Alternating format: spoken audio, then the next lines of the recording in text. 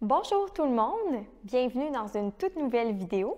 Aujourd'hui, je vous donne 7 conseils pour les grimpeurs de petite taille.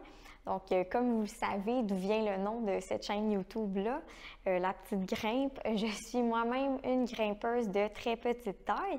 Donc, au fil des années, j'ai découvert des trucs qui m'ont permis de progresser en escalade malgré ma grandeur, qui était souvent un obstacle à ma progression. Donc, sur ce, je vous dis bonne écoute! One, two, three, four.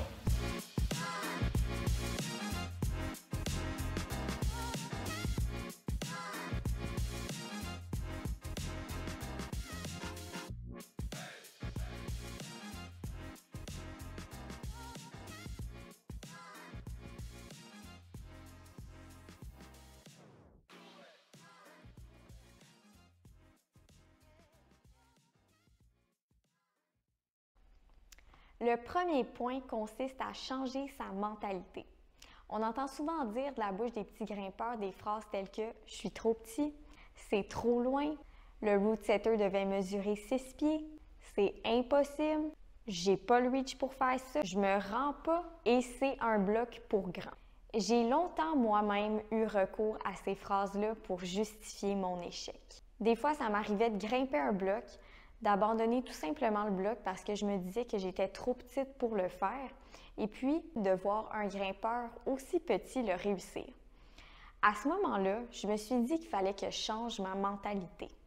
C'est là que la phrase « la meilleure manière de ne pas y arriver, c'est de croire qu'on n'y arrivera pas » a pris tout son sens dans ma tête.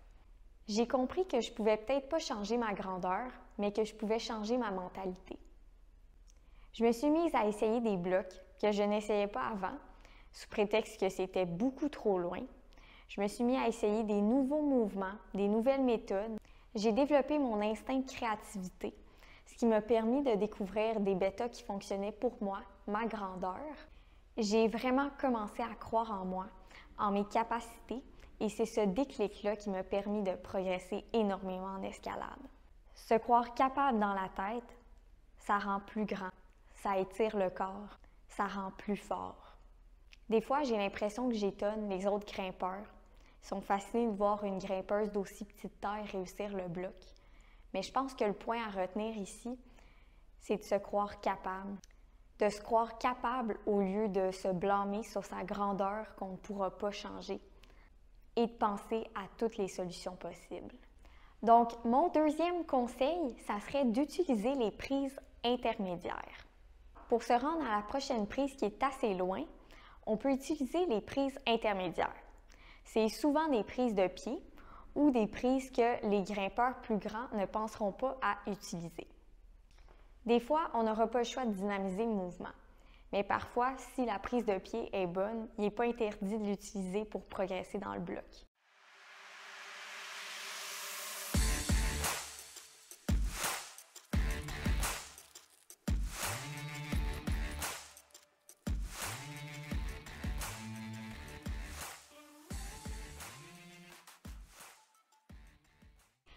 Quand on est petit, on doit vraiment négliger aucune prise. Toutes les prises du bloc deviennent une possibilité. Troisième conseil, ça serait de dynamiser plus les mouvements. Quand on est petit et qu'il n'y a pas d'autres prises pour s'aider pour aller chercher la prochaine prise, des fois, on n'aura pas le choix, il va falloir y aller de manière plus dynamique.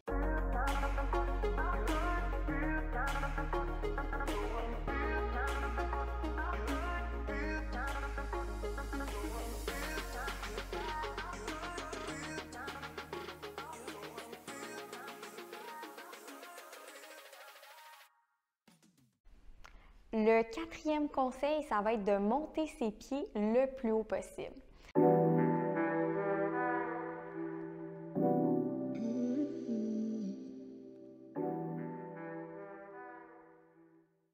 Évidemment, quand on est un grimpeur de petite taille, on n'aura pas le choix pour aller chercher le plus de centimètres possible, de monter ses pieds le plus haut possible.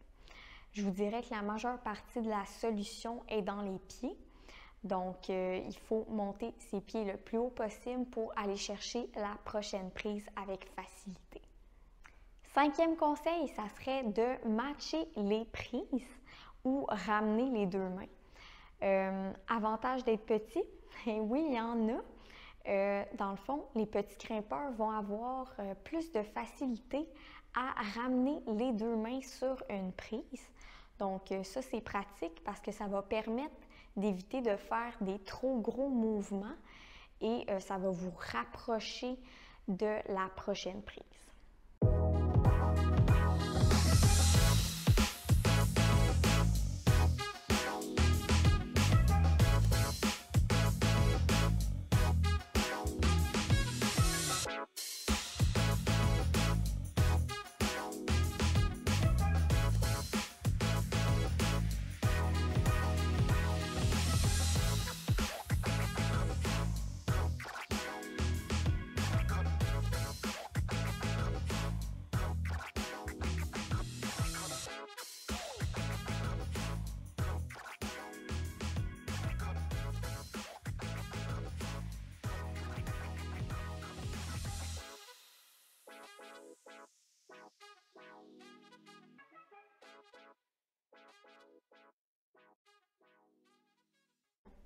Sixième conseil, ça va être d'apprendre à faire des blocages.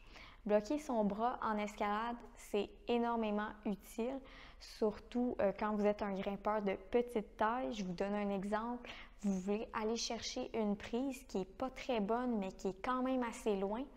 Si vous barrez le bras, puis que vous allez la chercher avec un contrôle, ça va être beaucoup plus facile que si vous y allez de manière dynamique. On ne se le cachera pas, aller chercher de manière dynamique une mauvaise prise, il y a très peu de chances que ça fonctionne, à moins que vous ayez une bonne force de contact.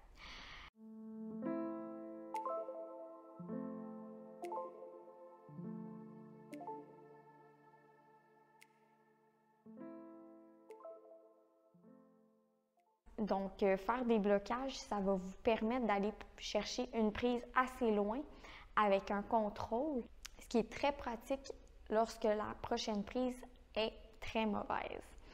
Donc, un petit exercice pour développer sa capacité à faire des blocages, ça serait de vous choisir 3 blocs, environ 30 à 40% de votre niveau maximal, et à chaque mouvement du bloc, vous allez barrer le bras pendant 3 à 5 secondes avant d'aller chercher la prochaine prise.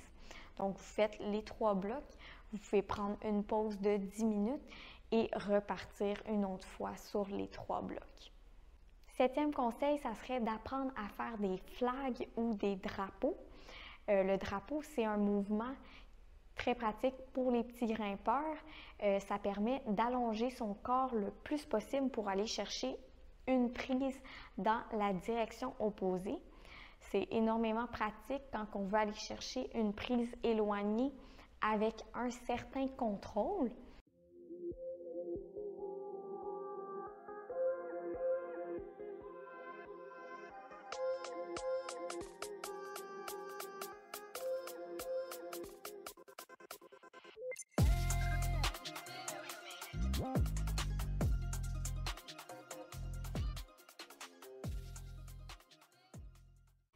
Voilà, donc c'était mes 7 conseils pour les grimpeurs de petite taille. J'espère que vous avez apprécié la vidéo. Si vous avez d'autres conseils ou techniques qui vous viennent en tête, je vous inviterai à les écrire en commentaire. Si on pouvait se supporter en tant que communauté de grimpeurs, ça pourrait être vraiment cool. Donc, je voulais aussi vous remercier pour votre support sur mes 2 premières vidéos. Ça me motive énormément à continuer de vous offrir du contenu. Donc, sur ce, je vous invite à vous abonner si ce n'est pas déjà fait et je vous dis bonne grimpe et à très bientôt.